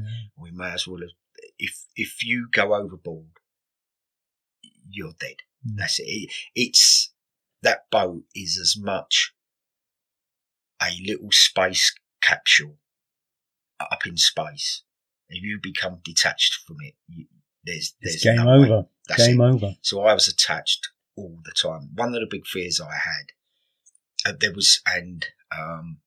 can I just ask you one thing, Lee? The fear that you experienced going solo, was there anything close to that when you were with the team? No. One of the big fears I had was borne out by one of the biggest waves that hit me. I got dragged up by this 40, 50 foot wave, and the last 10 foot was a solid wall in front of me as it was gearing to break. And the boat came up. It was almost horizontal. It was about to flip over, and it was on that tipping point where you start to plan. I've got a knife, a small knife on my life jacket tucked away, and you're making plans. Right, I know where that is, because if that breaks, if that boat goes over, I've got to deal with nearly a ton of boat landing on top of me. Then that's going to tumble down that wave, and it was 40 or 50 foot, and I'm gauging that from bottom to top, because it was twice the length of the boat, and the boat was 22 foot. So it was a big wave. It was in a period of, I think it was about 24, 48 hours of big waves, but this was a big wave. And at that point, just as it was about to go, it slid down the wave and it surfed down it, and the wave broke over the boat as it was surfing down. But those moments when it was on that tipping point where I was expecting, and actually it surfed down for, it felt like ages. And then you're waiting for the boat to turn, for the rudder to flip and turn you, and then you're tumbling. And because I'm strapped to the boat and the boat's tumbling, you're going to be underwater for, I don't know, a couple of minutes as it's going down. Yeah, of course. And then when do you cut free? How do you're going to be untangled? So those things are going through your head. You're kind of thinking, right, in a minute, I'm going to be underwater for a long time, and I may need to cut myself away from the boat. And then you're kind of thinking, but I've got to be mindful that when I cut myself away from the boat, the next priority after air is getting hold of that fucking boat somehow. Back to the boat, yeah. Or just hold it somehow. Right? So you're going through those things in your head. But as it surfed down it, and I was like that, absolutely relieved but petrified. But I say relieved, but that was during a 24, 48 period, I can't remember, of big waves. That just happened to be one of the biggest ones that caught me perfectly. Because you get lots of waves that break around you. Rarely do they break on you. There's a big thing about surfing in ocean rowing boats, and you row in, and then the wave comes up, and you reach the top, and you kind of flick the oars, and you surf down it, and you're like that, yeah, and you probably get on a big wave like that. What did I surf? Probably 100, 200 meters, maybe. I don't know. But and you think, well, that was for free. Yeah, there was absolutely no effort for that. So when we used to surf a lot, after that, I never surfed another wave. Never surfed another one, because that one affected me so much. Oh my gosh. How many times did you have to go over the side to descale them? You're supposed to, ideally, every week to 10 days, but the weather didn't permit that. As I said, the waves were massive. There was just no way. It was not possible to do it. So I got out once between, or just after leaving the Canaries. But then after that, from there on in, it just wasn't possible. which added, I was talking about the last 10 days. It was a culmination of 3 factors. One of them, last 2 weeks, sorry, one of them was I hit the wall, so I had absolutely no energy left. Second one is I had basically an ecosystem hanging off the bottom of the boat that slowed me down easily half a knot. You get half a knot, bearing in mind good rowing pace is 2.5 to 3.5 knots. So half a knot is a significant. It's a lot, yeah. Speed. And it's sluggish. You can feel the boat. It just feels sluggish and it's harder to row. Isn't there a tool that's been devised to just shove it down and clean the barnacles off? And because the boat goes under, so it's actually getting underneath and doing it. I thought about getting a rope and kind of flossing. And I spoke to my weather router, Leven Brown, a guy called Leven Brown. He's got over 37,000 ocean rowing miles. I've heard you speak very highly of this man. I spoke to him and he said, we've tried it, didn't really work. So I was like, if Leven tried it and it didn't work, that's good enough for me. But the other factors, so you've got physical exhaustion. I'll just mention that as well. A guy, I'd planned to do this because my mum died, it then stretched out for 2.5 years. So 2.5 years in the planning to break this able-body record. And there's a guy called Ralph Tuin, really experienced ocean rower. I think he's probably got about 6 or 7, maybe more ocean rows under his belt. He set off, 10 days after me. No, probably about 2 weeks after me, from Portugal to try and break the exact same record that I was going after. I had to call into the Canaries to get repairs. It's all on my navigation system packed up. So I lost 5 days. So when I came out of the Canaries and carried on with my journey, Ralph I was in a race and Ralph had 5 days head start on me. So I went like the clappers. Every time I got on the oars, I rowed as if I was in a gym doing a 2-hour hard sesh. Actually, that was unsustainable. As it turned out, Ralph Tuin came into the Canaries as well and didn't come back out. But I didn't know that till about 2 weeks after I'd left. He came in and then I was waiting for him to come out. But I'd set off at that pace. Have you ever gone out for a run and started a pace that's too fast, but you don't slow down? It's almost like it's habit or you're set. It's like there's a setting in your head, which is like, go at this pace, and it's hard to reset that and go, right, I'm just going to go slower now. Well, it was like that. So that's why I hit the wall 2 weeks out, because I'd gone too fast. I'd gone at it too hard. So you hit the wall 2 weeks out? Yeah. Was that from the Canaries or from? No, 2 weeks from the finish. Oh, yeah. That's so the last 2 weeks. So it's exactly the same as a marathon runner. Yeah. Well, a marathon runner had hit the wall with 2-3 miles to go. I had 2 weeks to go, so I had to dig in for 2 weeks. Add to that with the build up with barnacles, which made the boat a lot sluggish and a lot harder to row. To a going up the coast of South America. And you can probably point. There's a huge current that comes up that goes from the south up the coast of South America. And in places it runs about 4 knots. And we'd mitigated against that by dropping south by 150 miles. And that 150 miles, that was calculated on my rowing speed and pace. So if I didn't keep up that same pace, then the current would drive us too far north for me to get in. And that would have been the end of the row. You can't just land in South America. You have to actually land at a place where you can land, where it's possible to land. And the place where I was going to come in was the Memoir River. Well, I mean, a lot of it's like mangrove swamp and mud flats. And yeah, exactly that, especially in French Guiana, where I was coming in. So not rowing wasn't an option, and not rowing at the pace that I was going at wasn't an option.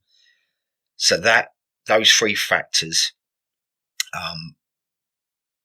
and the other thing about the current is you've got a current going one way and at right angles to that. So you've got a current coming from south to north, and at right angles to that, coming from east to west, is the Atlantic, the weather, the wind, the waves, everything. It's called the trade winds.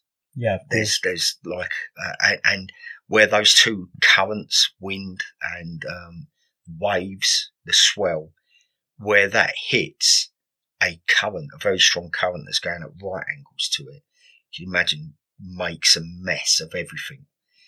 And there were days when I was rowing and just going nowhere, because you get like little eddies and pulls, and then you're going against the current for a day, and then you're going with it and you're flying, and then you're going against it. And it was absolutely horrific. Shortly after I became physically exhausted, the mental exhaustion of having to force yourself to continue rowing when you're physically exhausted, that took its toll as well. And I soon became mentally exhausted as well. And then shortly after that became emotional exhaustion.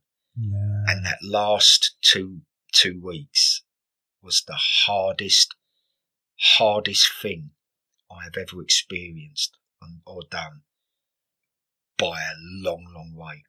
To the point, the difference, the elation of coming into Antigua, the stark difference between that and finishing French Guiana was I had no emotion. I wasn't happy. I wasn't sad. I had nothing. I had absolutely nothing in me. Nothing at all. It was so bad. It took me maybe 2.5 months to even think about the row in anywhere near a positive way. It was that horrific. I can't explain to you how hard that last 2 weeks was. You're facing so many challenges on so many different fronts, in so many different areas. You know, I mean, you've got your disability, you've got, well, you don't make it seem like one, but you're facing that, you're facing your mental state, you're facing weather, you're facing the sea conditions, you're facing the boat. It's funny, isn't it? When you set out on these kind of, or you plan these things in your head, there's so much more to it. Is that how it is? Yeah. There was a lie. There was a couple of moments in that last 2 weeks. I found a tin of fruit salad. And I was like that. And then a couple of days after that, I found an orange. That was perfect. It was still perfect. And then first sight in land. That was, I knew it was close by, and I weren't looking out for it. As I said, because normally you think, first, that would be an amazing moment. I was like that, I know it's over there somewhere, but I'm just, because the last 3 days and 3 nights, I probably had about 2 hours off rowing, 3 hours off rowing in each 24-hour period. And the last 24 hours was just solid. I probably had about 10-15 minutes occasionally to get enough fluids. I didn't eat because I just had to keep. It was touch or go whether I was going to make getting into the Memoir River. Yeah, I gathered that. Yeah. So it was rowing constantly. So I hadn't really thought about land, and I knew I was going there was like an island. And I know I was going past an island and it was probably be visible, but I didn't really think about it. It wasn't until I glanced over my shoulder, I was like, that's land. It was such a, that was as close to elation. It's a dream come true, isn't it? I mean, it's a dream come true, literally. Yeah, I'm crossing the finish line I'm going to just putting them down. Just for the sake of our listeners and watchers, I'll put your promotional video, because Lee does he's a very good public speaker, shall we say.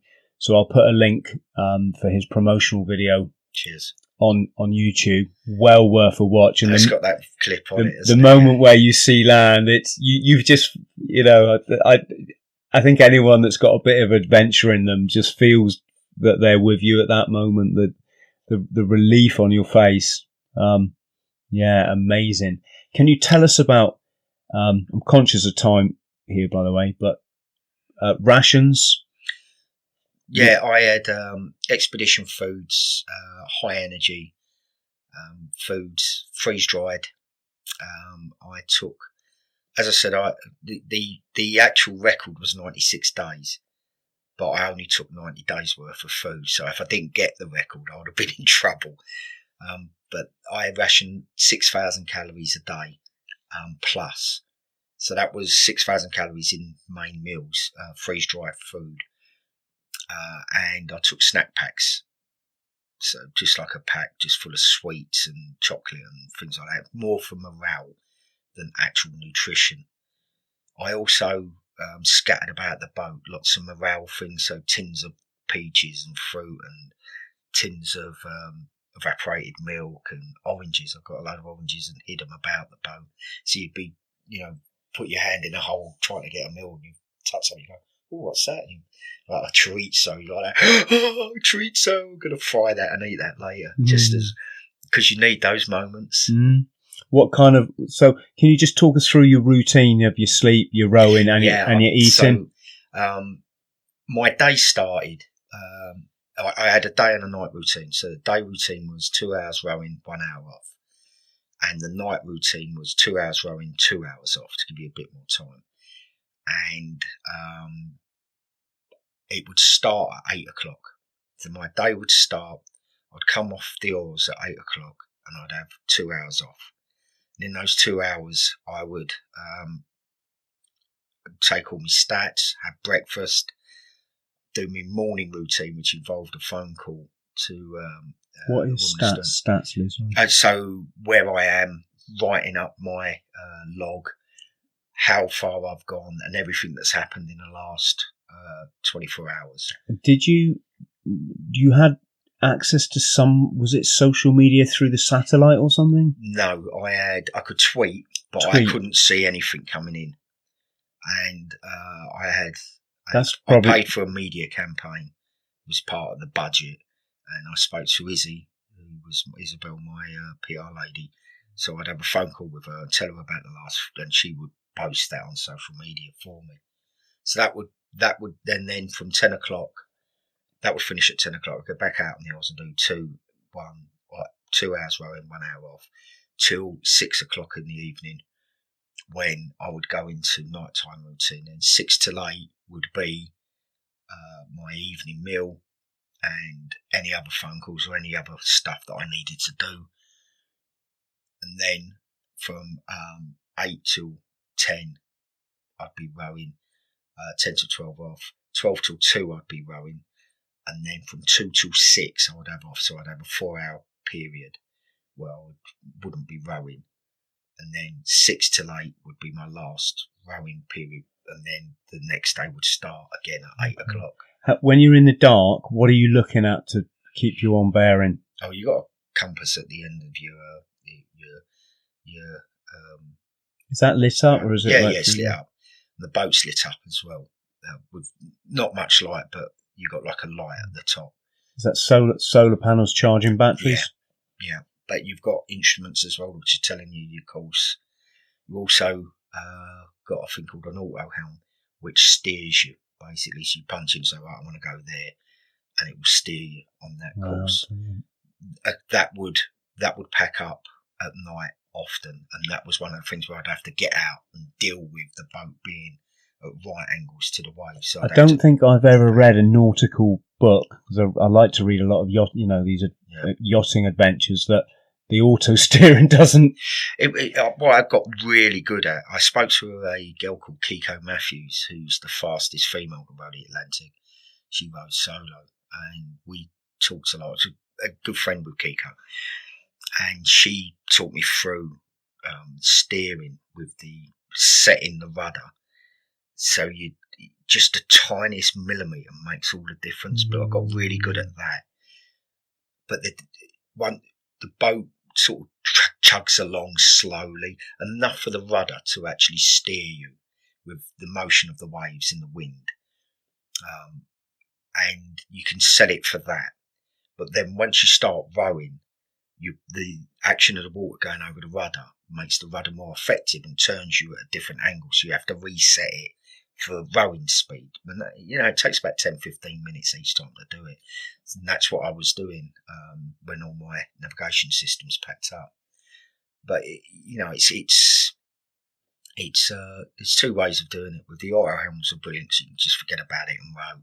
But then once you set it up, you kind of get between not rowing and rowing. So the boat's going in that direction, always between the two bearings. Yeah, okay. And it's quite simple to do. It's not a black art, really. And when you listen to an audiobook, are you doing that? Have you got speakers on the boat? Yeah, I've got a JBL splash-proof ones. Were brilliant, absolutely brilliant. They charged really quickly. Didn't take much out the batteries to charge it up, and they. So I took two. I took one with a spare, but I only used one the whole way across, and I've still got it. I've got it in my gym at home now. It's absolutely brilliant. I want to close, but not to close, but I'll come on to the records. But let's save that for the end. There's a question on my mind then. It's gone. So coming into this estuary, it all got hard work. You're not sleeping. You're just on the oars, because if you miss this window, your family are there waiting for you. It's a case that I'd have to get a boat to come and pick me up and drag me back, which means the record's gone. It's gone. Yeah, yeah. I didn't get across unsupported. I pulled into the Canaries, and I thought, when I realised I'd have to do that, I thought the record had gone. Got confirmation from the Ocean Rain Society, who are the custodians of all the records, Ocean Rain records, and they said all Ocean Rain records are solo and unsupported. So it could be as a team unsupported, or mine was solo and unsupported, which means no one come out and helped me. So I didn't take any rations off anybody, and crucially, no one towed me anywhere. Once you get into a harbour, you can be towed, because you're not actually in the ocean anymore. And a lot of harbours, you've got big ships coming in and out. Safety, of course. So there's that. And once you get into the estuary, for me, once I'd crossed from the Atlantic Ocean into the estuary, and therefore mainland South America, although it wasn't actual land, it was a river, but it's still mainland South America. That's where the finish line was. Wow. Shall I say when I'd done it in? Well, can I just ask, so were you aware when you entered that zone, when you officially finished? Did you do that on the sat nav, or was that the boat that came out to you? There was a boat with my boy, and a guy called bootneck called Ivan Morgan, who's kind of helped me throughout the whole process. He flew out with my wife, and they were driving around French Guiana. And my boy Billy, he saw a boat in a chandelier. He went, "That looks like an ocean rowing boat." They went in and spoke to the guy, and he'd rowed from Africa to French Guiana twice, and rowed into the Mahia River twice. And they were talking to him. So the last 4 days really came down to him and Leven Brown together, coming up with a plan and a route to get me in. Brilliant. And that's what got me in. But he also had a boat, so he came out and followed me. So describe that moment when you're seeing your boy. It was like that. I just looked up and went, "All right, Billy." He went, "All right, Dad." And then chundered over the side. he gets quite bad seasickness. Nice one, Billy. But then it was a case of, he was just saying, "Yeah, put this course on." So I'd go back in the cabin, put this course on, and then just row. So I just completely left it over to him. So he kind of piloted me in. But you'd already got your records by this point. This they'd come out, and he was kind of directing me, just telling me, "Right, put this, aim for this." How close have you got to get to shore for when the cross into the actual estuary. Into the estuary. Okay, so they'd come out into the open sea, had they? Yeah. They followed me out. And then when I rowed across the line, Billy shouted out, he goes, "Hey, Dad." I says, "What?" He goes, "What's it feel like having rowed across the Atlantic solo?" And as he said that, they blasted the horn on the boat. And they shouted out, "Hip, hip, hooray, hip, hip, hooray." And that was amazing. And it's just emotional, just you describing it. Incredible. Incredible. I just went. Well, I know. You were spent. I had another hour rowing, and then the French Navy came out, picked me up, and towed me to a naval base where I could leave the boat. Done about 4 hours worth of live TV in some places, and TV and videos and interviews. And it was about 1 a.m. when I crossed the line. By the time we got to the harbour, probably about 2:30, 3. Done all the couple of hours interviews. I had a big beard. I'd been at sea for so many days, we'll say in a second. And I had this bottle of whiskey, and I was like, "I'm going to destroy you." Yeah. And then we got back to the hotel in time for breakfast. And by then, I'd been at sea I've said it now, 60 days. And I couldn't stand up. So he was going from side to side, rocking from side to side. So I didn't have 60 days from the previous record, 96. Yeah, 60 days. So you were slacking a bit then, really. 16 hours and 6 minutes. And so the people, it was quite a posh hotel in French Guiana in Cayenne. And they were all coming into breakfast. And I turned up stinking, 60 days at sea with a big beard. 2 people holding me up because I couldn't walk because I hadn't got my land legs yet. With a bottle of whiskey holding on to it. They must have been, what on earth is he? Yeah, so I set out to beat the able-bodied record of 96 days. I ended up taking 36 days off that record and getting it. We got across in 60 days, 16 hours, 6 minutes and 40 seconds. Amazing. Just not to steal your thunder, but on the last sort of day of my John O'Groats to Land's End run, I was... I ran 33 miles one day, still carrying this backpack, 43 miles the next day, and then to get into Land's End where everyone, similar situation to you, everyone's waiting there. If I don't do it on the Sunday, I'm going to turn up at 2 a.m. on my own. It's going to be no press, no media, no family, no nothing. So the last day I had to do 35 miles. The team that came to help me, bless them, they took me this around the sea route, thinking like get me off the A30 down the way, A38. What? Well, I didn't care about that. I've been running down the motorways and dual carriageways, every dangerous road in the country on my own, right? So that last stretch, I'm drinking whiskey just to kill the pain. I've got a beard like Forrest Gump. I've got my bandana, which is now faded from the sun and sweat. And the public called the police on me 5 times, seeing this guy running down a dual carriageway. Yeah. And it was actually funny. I was drinking a coffee in one of those little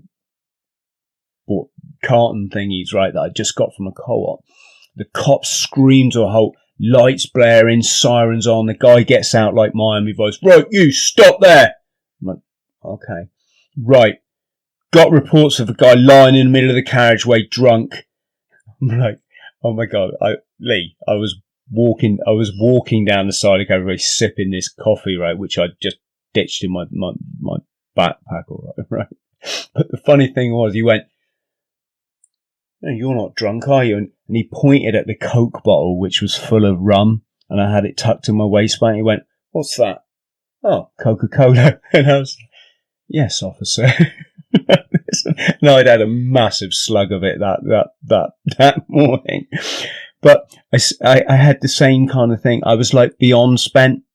I mean, I had a shin splint that I'd carried for about 400 miles now. You know, I'd run with what was essentially a broken leg.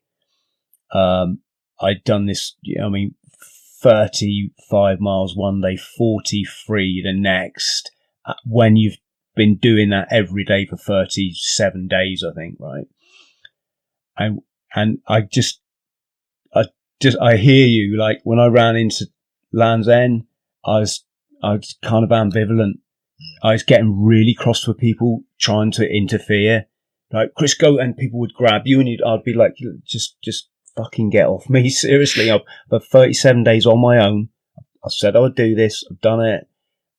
I don't that's need the crux of it all. I kind of knew it was kind of that last push for me.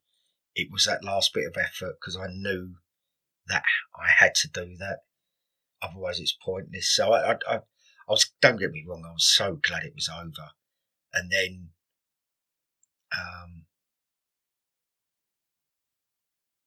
you kind of don't realise what you've done. I don't. Do you still, like, because I never thought I did anything. I mean, just for our audience, I don't compare anything I've ever done to what Lee's done at all, right? But when people hear, like, I ran the length of the country, even forget they don't know I did it with, all my camping equipment, and slept on the side of the road. As I say, I averaged an ultramarathon every day. Even if they don't know all that stuff, they just still think it's beyond belief. Yeah, well, Claire, the differences, I suppose, the real big differences people could comprehend Land's End to John O'Groats. Claire, my wife, would talk to people, and she'd say, "Oh, where's Lee?" So, well, he's rowing the Atlantic. They're like, "What?" And they say, "Yeah, he's actually rowing across the Atlantic solo." And they're like, "Oh, that's nice." So, because I think it's, people don't comprehend it. It's I think the thing about running the country is everyone can relate to, we must be here now, and I've been there for my holidays, and this kind of, Next thing I'm planning a triathlon. Kayaking the Amazon next year, but the year after, next year, so 2021, I'm going to do a triathlon, and the swimming component, and it's going to be consecutive. So the clock will start when I get in the water, and it will finish when I finish the running component. So the swim will be the channel. So I'm going to swim the channel, then get down to John O'Groats, Land's End, as quickly as I can. Cycle Land's End to John O'Groats, but I'm going to stop at Snowdon and Scarfield Pike to go up the peaks, and then get down from John O'Groats to. Is that running up, leaving the bike, running up the peaks? Well, I can't physically run because of my left leg, so it'll be walking. And mate, that will be the hardest thing. It's all the same.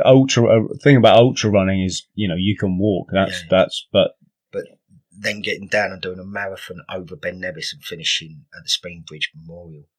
Been thinking today about how the core could fit into this. I'll talk to you afterwards offline. But the woman who done the PR for the row, because we've got a really good working relationship as well.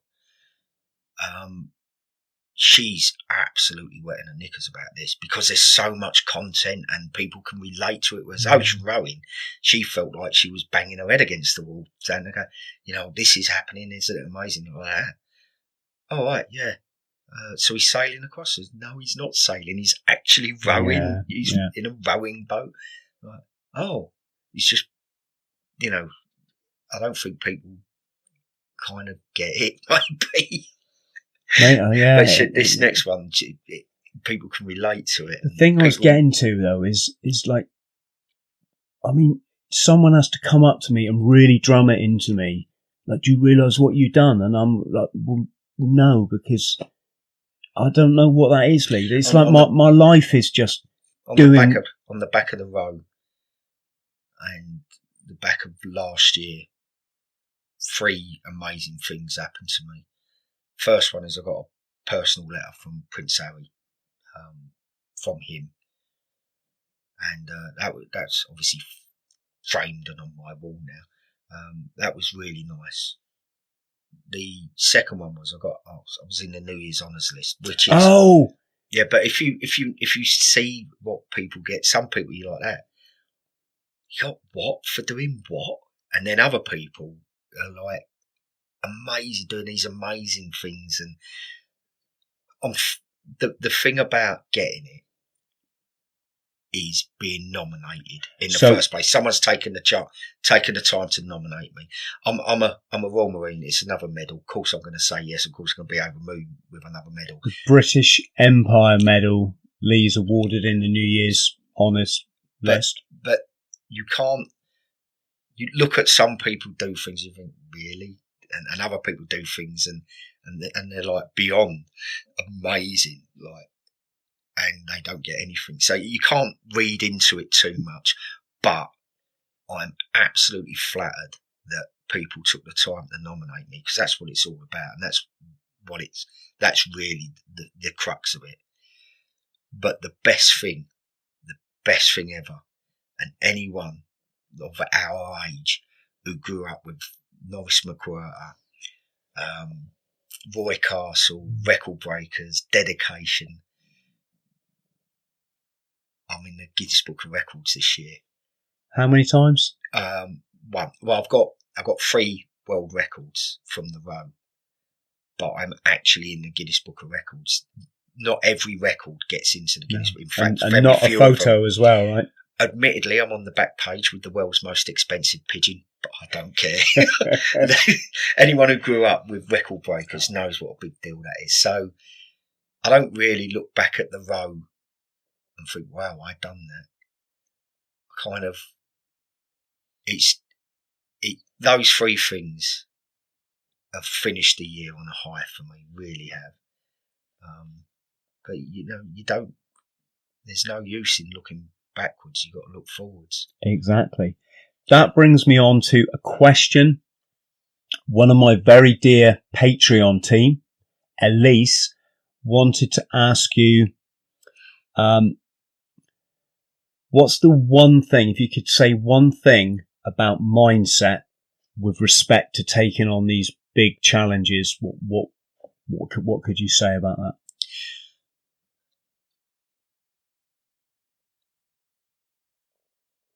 The one thing, truth.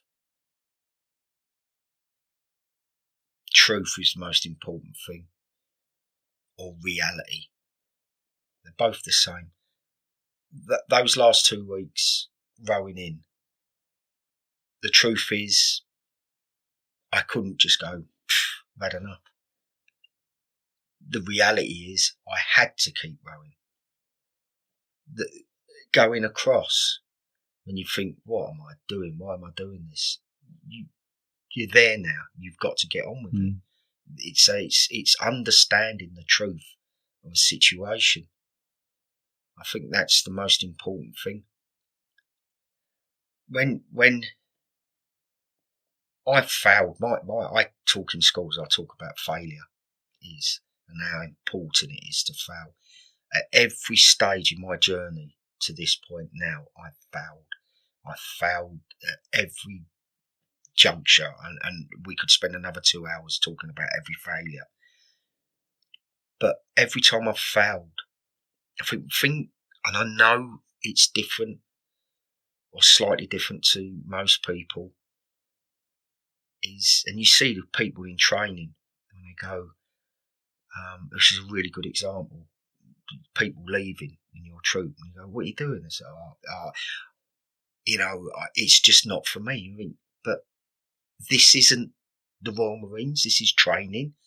I know it's not going to be like this. How can you say? But they look themselves in the mirror and they go, I could do this, but it's not for me. And it's a massive effort to actually get to the start line in training. So people have invested a lot. So it's not like, I went in the careers office, I tried it weren't for me. They've invested a lot of themselves to get there. So to say it wasn't for me is a lie. And I always knew if I'd have left training, I wouldn't have been able to have done that. I know that I would have known that I wasn't up to it, or I had failed. And that's the important thing on anything you do, is understand the reality, the truth. And if you can look yourself and go, well, I failed, but I failed because of this, and I can write this. Yeah. That's the most important thing. And when when you want to give up, understand the reality that there's, you set out on this journey. Mood state is temporary. You know, it's only ever feeling down is only ever temporary. We went to Lympstone for our 30-year troop reunion. So that's 30 years since I went through training. Rocked up there with all the old boys.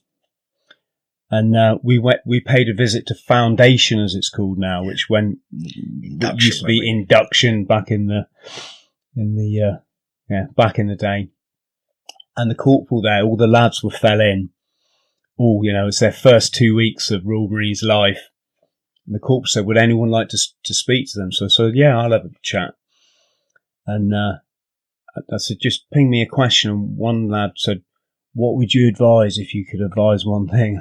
And I said, don't fucking quit. I said, because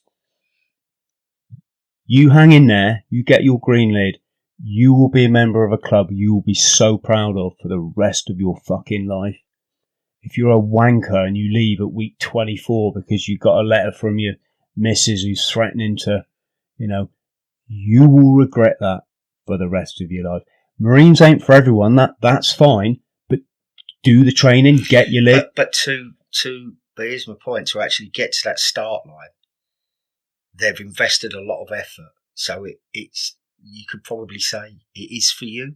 All you've got to do is just keep at it, and a lot of people won't. Yeah. The other thing I just would say on the same subject is on failure, is I get a lot of people say to me, oh, he's turned his life around. And I wish I could explain to them, no, I've walked my journey and it is what it is. And I've never felt sorry for maybe the odd time I've felt sorry when he's got pretty shit at times, right? But no, I've never felt sorry for myself, and I wouldn't change it, Lee, Yeah. And because of my journey and because of embracing adversity, instead of going, oh, no, I'm a bit scared to go there, it's allowed me to live out my dreams, and it's allowed me to develop that mindset, to take on challenges and tick that bucket list and understand, a lot about this world. Well, that's like when I lost my leg. It's that understanding of, well, I can't go back and get my leg again. It's gone. Don't look back. There's no point looking back. That part of my journey's already been trod. You only look forward. Yeah, that's one of the books I've got in the pipeline. I'm going to try and put, it's 31 for some reason, but it's 31 of my kind of psychologies for life. And one of them is, we only go forward, No, there's nothing to be gained, is there, by living in the past? The way I look at it is, if you was to say to something, and people look at it and go, oh, don't you regret, or don't you get the ump, or don't you get upset and wish that you could have, go back? And I say to them, do you get upset that you can't fly like Superman? Like, no. So, well, it makes as much sense to me. There's as much chance of you being able to get up and fly like Superman, because that'd be amazing, wouldn't it? As me getting my leg back. So where's the difference? I don't understand the difference. Yeah, of course. Neither of them make any sense. Yeah. So can you show us your t-shirts? It's the Bought the T-Shirt podcast. I asked Lee to bring along a t-shirt or two that means something special to him. I've actually got my troop t-shirt from training. 635 troop, so that was 92. So how many years is that? 28 years. Long time. And I was going to bring it and not wear it because I don't think I'll get into it. I know I won't get into it now. But I couldn't find it anywhere, so I don't know where that is. So I thought, one, we do have to look back and acknowledge what's gone behind us. My looking back t-shirt is the Royal Marine one. So that's last year. Brilliant. And this Amazonian kayak for the Not Forgotten Association. Well, that's your next challenge, yeah? This year. So one looking back, one looking forwards. Well done, mate. Well done. And where can people get hold of you? I'll put the links below. leespencer.co.uk.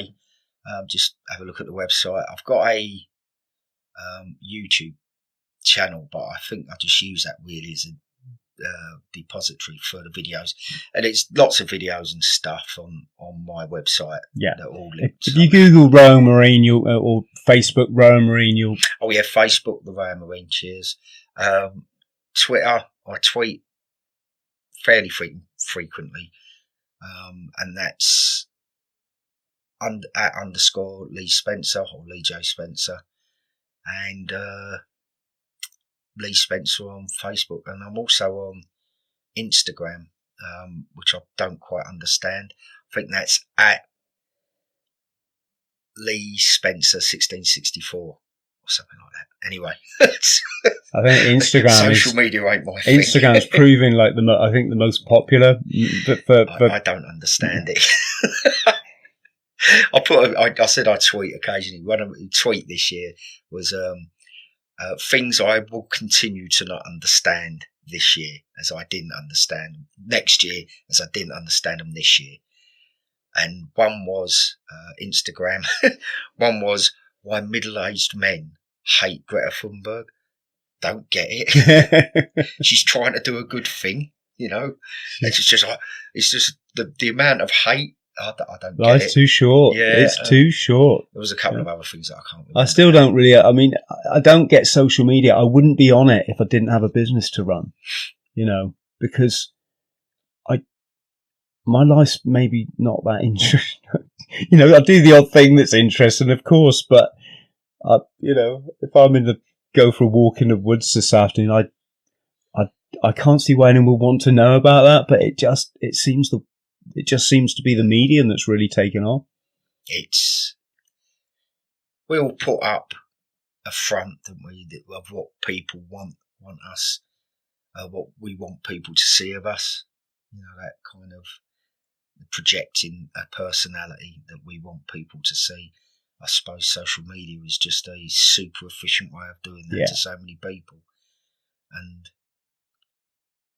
maybe it's because we try to be realists, try to be real to ourselves, that it don't quite. When one of my public speaking, it might be that we're just old.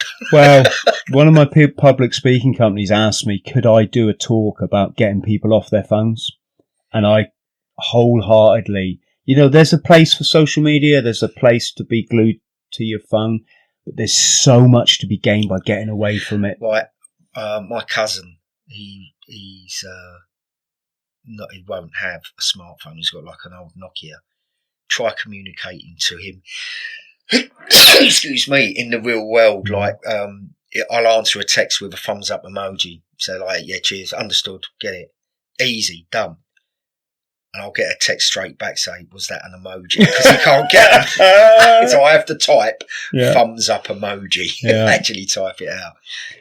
Or WhatsApping pictures or saying, oh mate, do you want to see? You try communicating in today's world with someone who's not with it. Yeah. It's frustrating. I know. You've got, it's like people that don't pick up their mobile phone because it doesn't mean the same to them. And you're like, look, I really need to get hold of you. But anyway, Lee, I haven't got words, mate, except just on behalf of everybody, thank you, especially on behalf of my bought the t-shirt, YouTube, and the like followers. Are you going to come back and talk to us again? Maybe we'll talk a bit. I get asked a lot about strategies for people who are down on their luck. You know, Chris, what do I do? How do I get myself out of it? It'd be great to have your take on that. You know, at some point in the future. Yeah, I'll definitely come back and talk to you, but I don't really analyse so much about what's happened. Now I've got here, I really see it, really, that I answered an email, got an opportunity. I stopped to help someone by the side of the road, and I don't know a single person that wouldn't have stopped. And life changed. And then I got an opportunity. I answered an email, and that led on to other opportunities. I don't really feel qualified to tell people how to. You know. But I think you're just a living example, mate. To be honest, I mean, that's very funny. Oh, come on, you know, Don't underestimate the power of stupidity. Well, And I felt a lot of stupid when I was riding across. Like, I mean, what have you done now? oh, but I've been in, How have you got me into this, you idiot? I know that place. Lee, thank you ever so much, brother. Thank you. Cheers, mate. Thank Good you. to see you.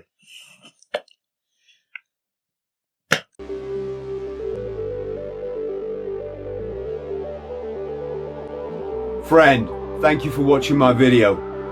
I'm the only person I know that has ticked every item off my bucket list, and I did so coming back from chronic addiction with no help from anybody.